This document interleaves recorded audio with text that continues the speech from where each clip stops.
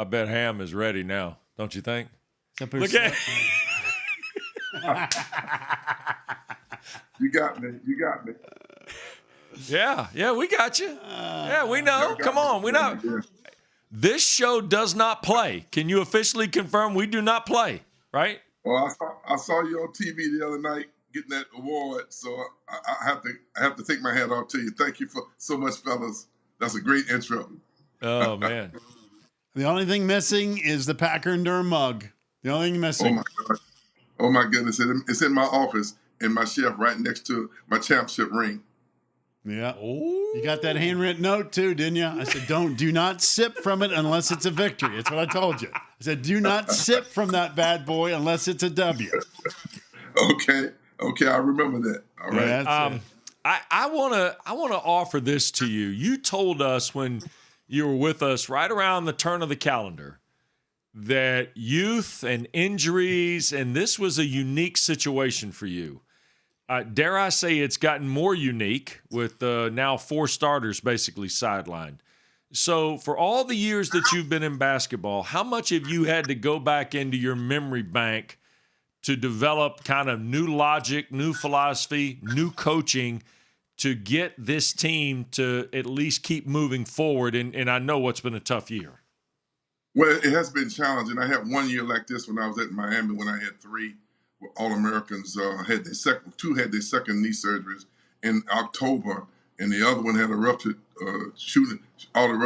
tendons in the shooting hand and a fractured shin bone. So I've been through this before, but it's been challenging with these youngsters as we're so young in some areas to lose your veterans, and then you have to find ways to keep them motivated. And in the Carolina game, I thought Carolina was exceptionally energized, and they were very focused. And I thought that the close losses had a tendency psychologically to depress us a little bit, and we just were not in the same level of focus I thought that Carolina was. And as much as we talked about it, I felt that we had to find a better way to communicate with our guys. And we came back in the next game, and I thought we upped our focus a little bit. But it's been extremely challenging trying to find ways to keep everybody from looking over their shoulder or finding ways to make some excuses as to why we can't get this done. Coach, you know what, though? All of this eventually is going to pay dividends for you. I mean, you mentioned how young this team is. Guys are having to step up, put in crazy minutes. You may not get that dividend paid off this year.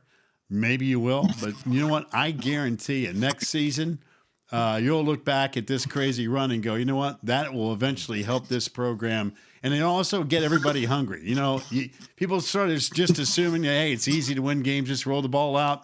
No, it's not, man. It's work. It's tough. And you got to have really good talent, really good coaches. But I think somewhere down the road, this stretch is really going to help your program. And you're going to realize it instantly. Well, Packer, one thing that I've learned, nobody feels sorry for you. Everybody's coming at you like you're the number 1 team in the league. And I think that's going to serve good for our guys, just to learn what it's like to go against teams when they're at their very, very best. And unfortunately for us, we've run into that. Guys have been shooting the ball very well against us. The quality of our depth kind of has gone down a little bit. But I really, really love what I see this team doing, coming together, staying focused, and hopefully that will be something that we can sustain for the remainder of the year. Coach, I want to ask you about Raekwon Evans, and I want to ask you about him as a basketball player, but also his strength as a person. I know how important your faith is to you, and clearly we're seeing how important his faith is to him and all the things he's going through. Have you ever seen a kid persevere to play more than Raekwon has, and what it means? You have no idea what the challenges that this guy has gone through and the sacrifice he made mentally, emotionally for his team. I mean, he was so emotional after the game the other day because his brother had cancer, and obviously the young man we had on our team was suffering. I mean, one of the managers, and it all came out in the locker room when I got in there. He was emotional, almost under control, and because it meant so much to him to go out and win the game under those circumstances. I experienced it because I lost my grandmother, my father, my mother, and two of my brothers all with cancer. So I know what that's like, and so he's stepping up, and I don't know where we'd be without him. You know, you mentioned we've had Raekwon on the show, and he's been just great to talk to. The student manager, Coach, can you tell us about that story? Because we read about it and heard about it, and again, I can tell how emotional you are even talking about it now, but there's a lot of folks that don't know that story.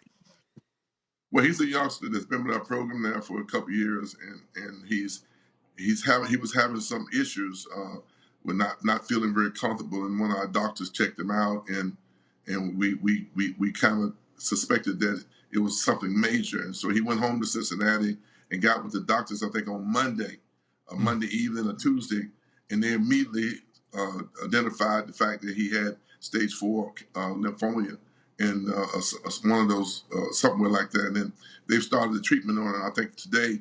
And so our prayers are with him, and it really affected our players. I can only imagine getting news like that and all the other kind of hurdles, if you will, that have been a part of this season. Now you turn after a win, though, and you got to stay on this journey. How important is the focus? How important is the next step for this team?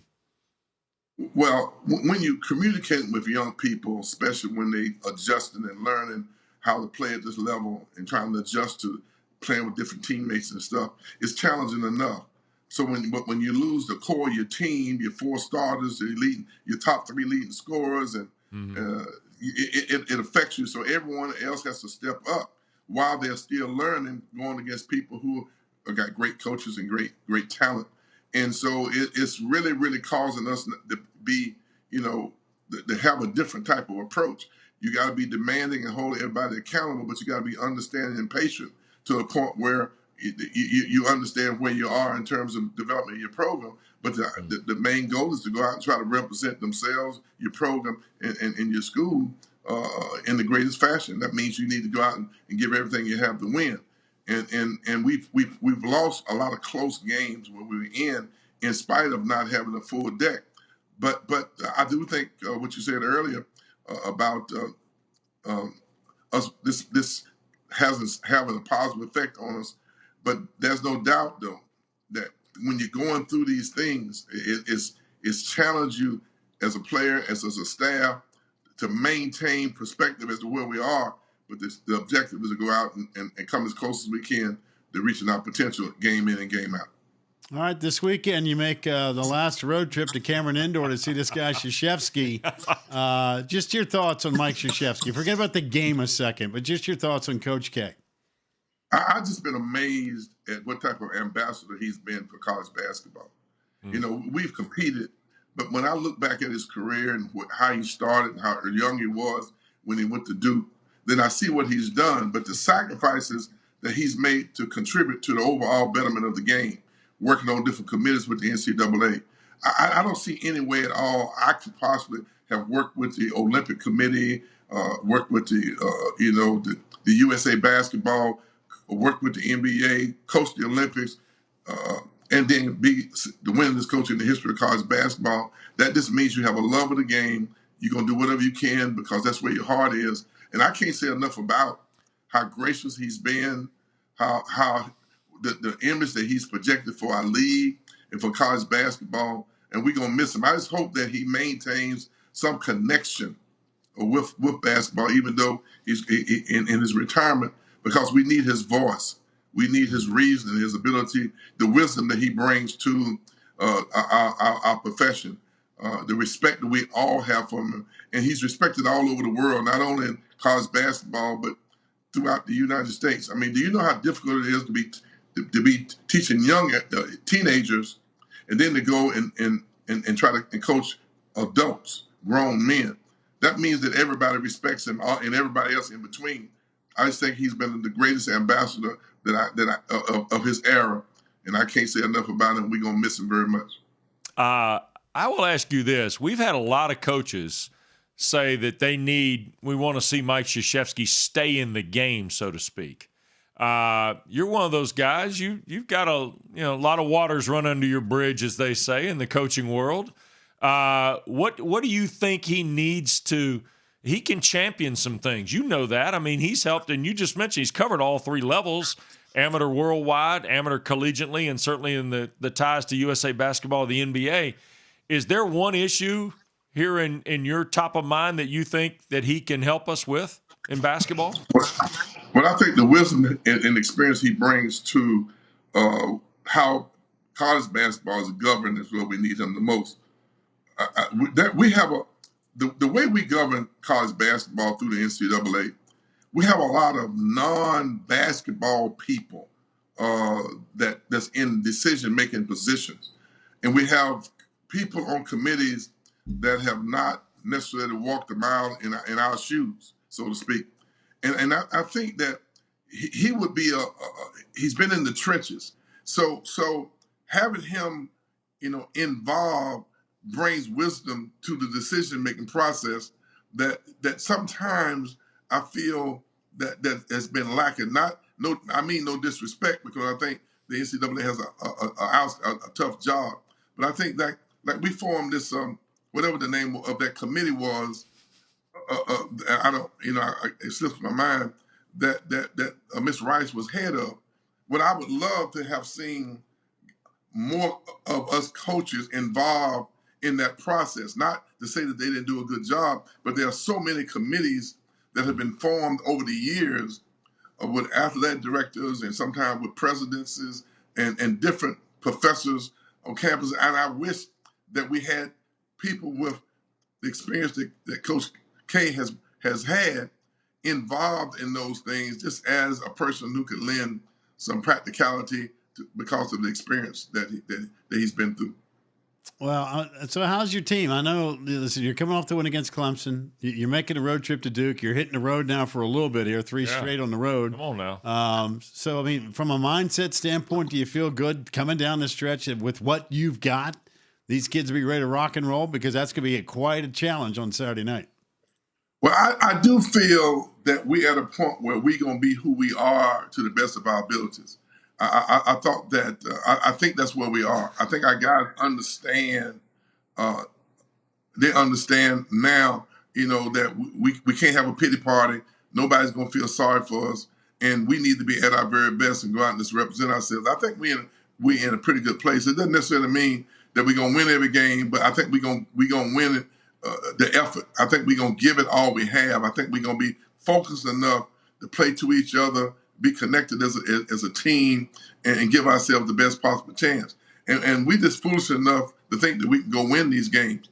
And we going to go with that idea in mind, that what we can control, maybe we might not control the outcome. We can control the process that we go through in preparation, mentally, emotionally, and physically, and let's just go see what happens.